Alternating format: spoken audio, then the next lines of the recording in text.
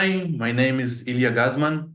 I'm the founder of Bulifier, and today I want to talk with you about it. I want to show you a little bit technical implementation, but also kind of explain to you the idea. So let me share my screen. Okay. Bulifier is an open source project that leverages AI to revolutionize the software development, introducing a new intermediary language based on bullet points. The project aims to bridge the gap between human logic and AI-generated code, making mobile-based development a reality. So there are really 2 points in here. One is the idea of the intermediary language, which is plain English.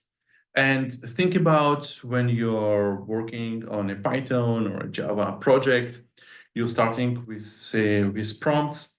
And then when you want to continue and iterate and update and kind of dive deeper into your project, you will start feeding AI with your code. All the previous conversations that you have with AI are kind of gone and done. And each time you need to find more clever ways to bring the context in of what you want to do. This new intermediate language solves just that. It keeps the conversation going in English. You have this structure of bullet points that allows the logic to be remain and persisted.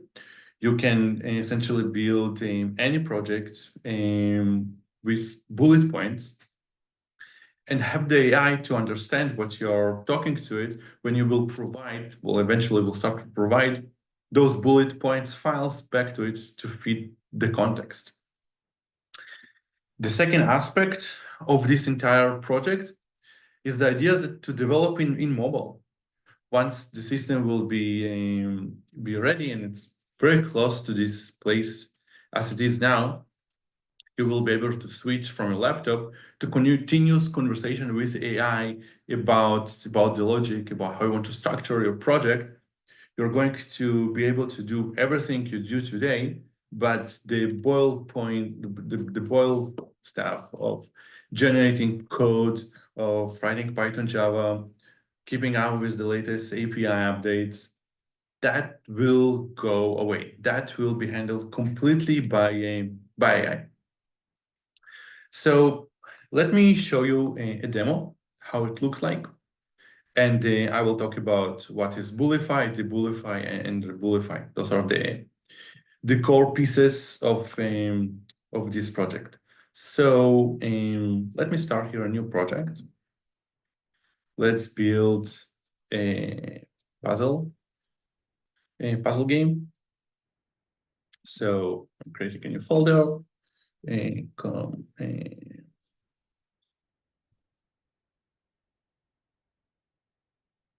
Right. And in here, I'll click this button.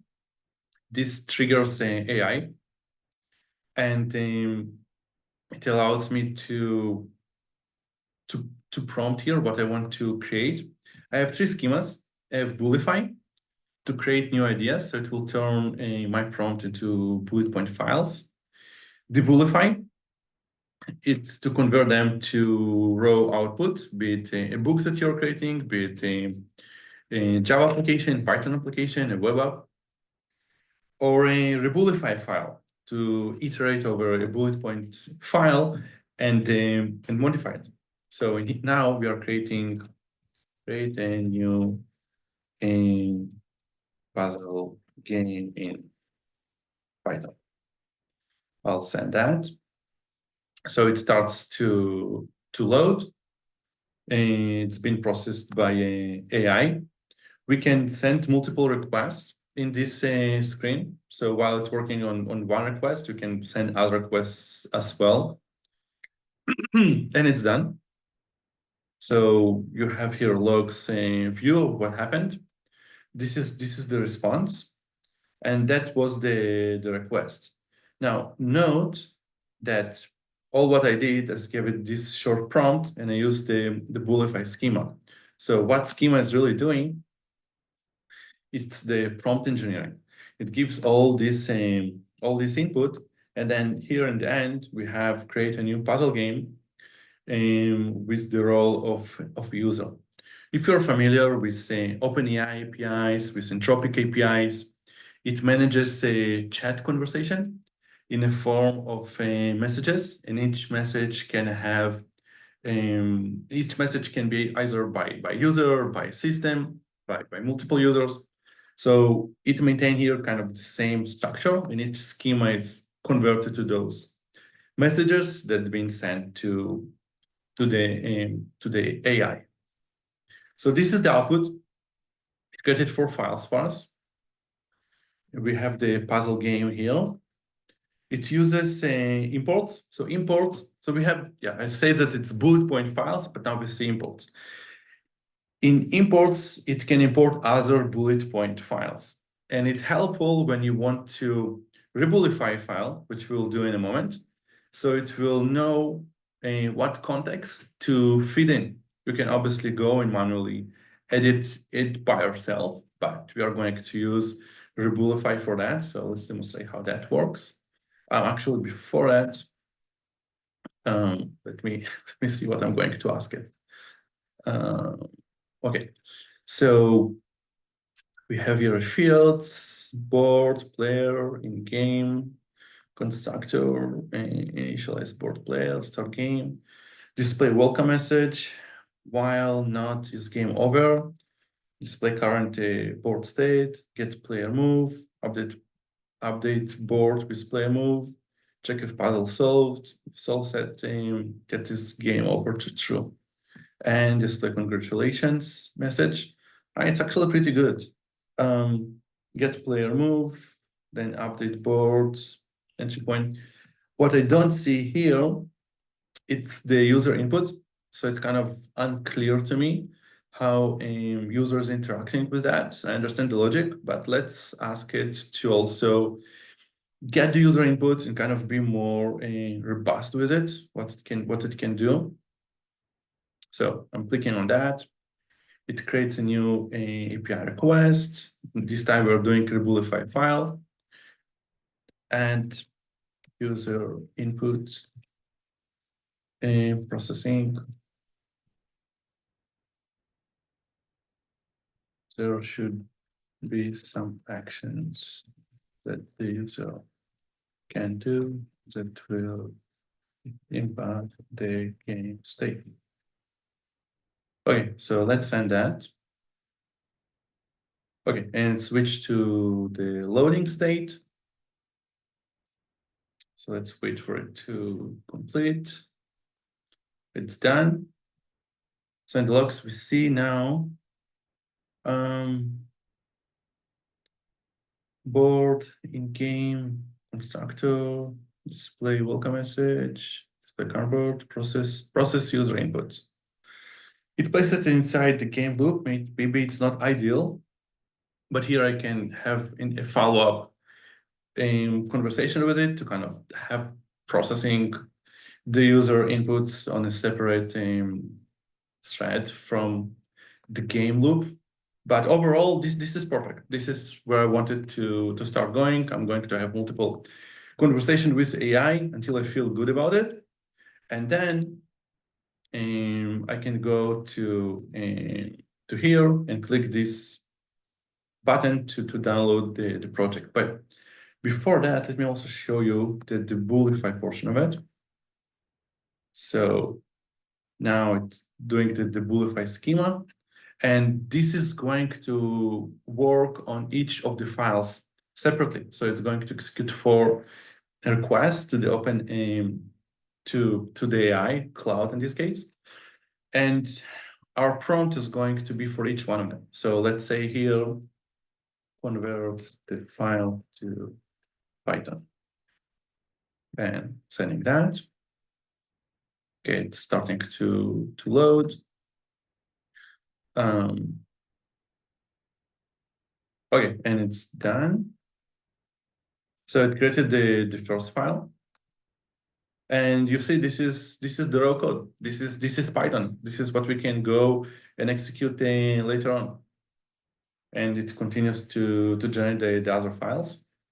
I can click this download button.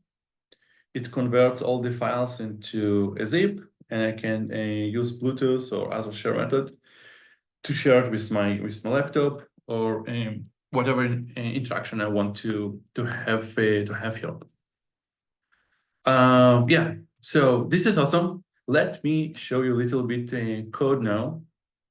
I want to show you the schemas and the models. So for the model, we have two models here, and let me show you. Yeah, at the moment it's supposed to OpenAI and Cloud. So I can go and it asks me for OpenAI key because I'm in debug mode. It reads the uncommitted local properties file and it takes this information from there. So very helpful for debugging. Going next. Here I can give it different model. So let's use GPT-4o mini. It's called. I don't remember. Anyway, and now it's created this new model, and obviously I can use any OpenAI models to interact with the system. Let me show you how it looks in the code.